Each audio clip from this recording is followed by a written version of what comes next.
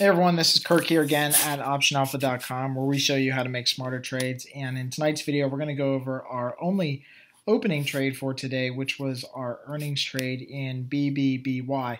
So we were able to get into this trade a little bit earlier today and did that on purpose so we can make sure we get some fills and to get the alerts out to everyone in a timely fashion.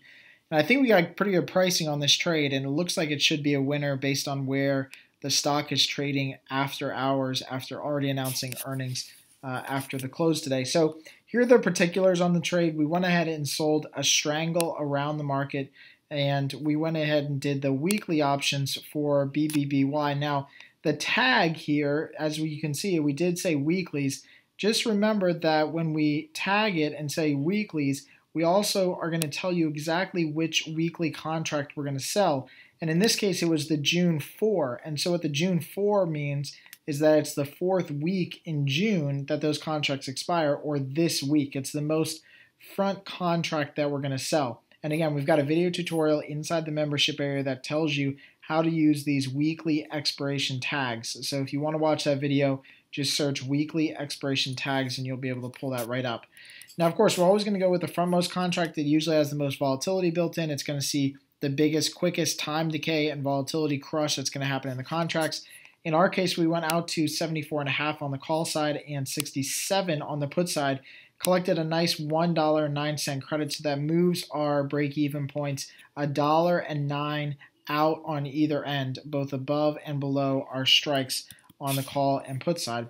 So here's the setup here. So looking at BBBY, you can see the stock has a good history of seeing an implied volatility crush around earnings. I mean, it's pretty reliable to see it, and most of the time the stock doesn't have a huge gap.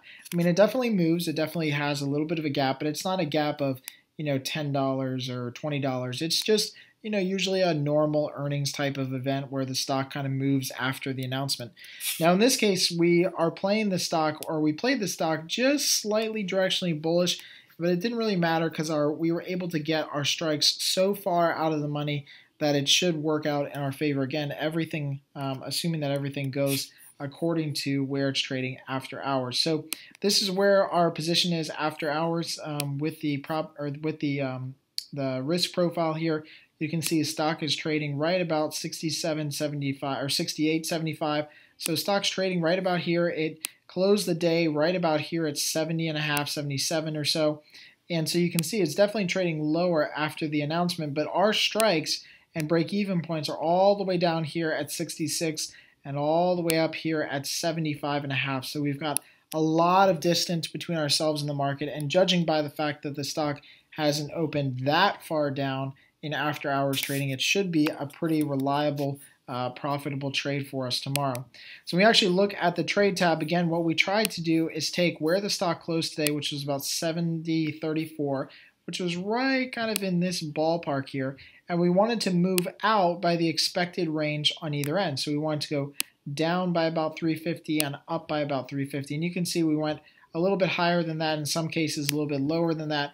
But the whole idea here is that we're trying to move outside of the expected range, because that expected range of about 330 to 350 is about a 68% probability range. So what this is saying is that there's a 68% chance that tomorrow, when Best Buy or when Bed Bath & Beyond opens, that they're going to be within $3.34 up or down from where it closed. And so we want to be outside of that range. That gives us a really